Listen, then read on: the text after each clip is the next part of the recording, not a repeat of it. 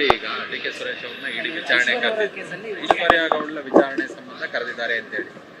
ಈಗ ಇಡಿ ಅವ್ರಿಗೂ ನಮಗೂ ಸಂಬಂಧ 2017ರಿಂದ ಸಂಬಂಧ ನಡೀತಾ ಇದೆ. ಐಶ್ವರ್ಯ ಗೌಡ ಅಂತ ನಾನು ನೋಡೇ ಇಲ್ಲ ಮೊನ್ನೆ ಯಾರು ಅಂತ. ಬೆಂಗಳೂರು ಗ್ರಾಮಾಂತರ ಪಾರ್ಲಿಮೆಂಟರಿ ಕಾನ್ಸ್ಟಿಟ್ಯೂನ್ಸಿಗೆ ಸೇರುತ್ತೆ ಅನ್ನೋದನ್ನು ತಿಳ್ಪಟ್ಟಿದ್ದೇನೆ. ಅವರು ಎಲ್ಲೋ ಒಂದು ಕಡೆ ಡಿ ಕೆ ಸುರೇಶ್ ಅವರ ತಂಗಿ ಅಂತ ಬಳಸ್ಕೊಂಡು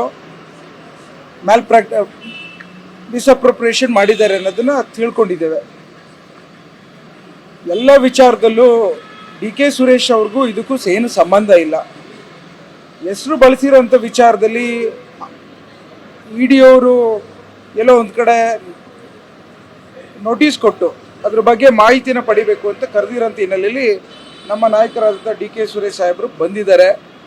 ಎಲ್ಲ ಅದಕ್ಕೂ ಉತ್ತರ ಕೊಡೋ ಅಂಥ ಸಮರ್ಥರಿದ್ದಾರೆ. ನಾವು ಯಾವುದೂ ತಪ್ಪು ಮಾಡಿಲ್ಲ.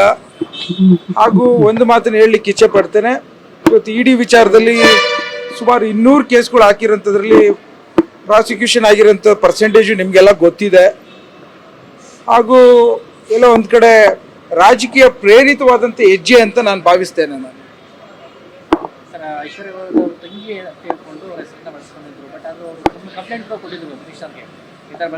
ಹೌದು, ನಮಗೆ ಗೊತ್ತಾದ ತಕ್ಷಣವೇ ಕಂಪ್ಲೇಂಟನ್ನು ಕೊಟ್ಟಿದ್ದಂಥದ್ದು ಪೊಲೀಸ್ ಸ್ಟೇಷನ್ಗೆ ಕಂಪ್ಲೇಂಟ್. ಅದು ಇನ್ನೂ ನಡೀತಾ ಇದೆ, ಇದು ಇನ್ವೆಸ್ಟಿಗೇಷನ್ಸ್ ನಡೀತಾ ಇದೆ. ಈಗ ಇಡಿ ಅವ್ರು ಕರೆದಿದ್ದಾರೆ, ಇವತ್ತು ಡೇಟ್ ಕೊಟ್ಟಿದ್ರು, ಹಾಗಾಗಿ ಒಳಗಡೆ ಹೋಗಿದ್ದಾರೆ. ನೋಡೋಣ, ತಿಳ್ಕೊಳ್ಳೋಣ ಏನು ಕೇಳ್ತಾ ಇದ್ದಾರೆ ಪ್ರಶ್ನೆ ಅಂತ ತಿಳ್ಕೊಬೇಕಲ್ಲ.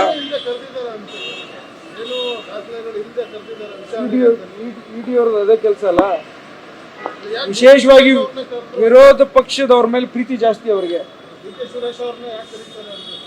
ಯಾಕೆ ಅಂತ ಅಂದರೆ ರಾಜಕೀಯವಾಗಿ ಬಲವಾಗಿದ್ದಾರೆ, ಕಾಂಗ್ರೆಸ್ ಪಕ್ಷದಲ್ಲಿದ್ದಾರೆ ಅನ್ನೋದನ್ನು ಒಂದು ಕಡೆ ಅವರ ತಲೆಯಲ್ಲಿ ಇರ್ಬೋದು ಅನ್ನೋದನ್ನು ನಾನು ತಿಳ್ಕೊತೇನೆ ಕೇಂದ್ರ ಸರ್ಕಾರದವ್ರಿಗೆ.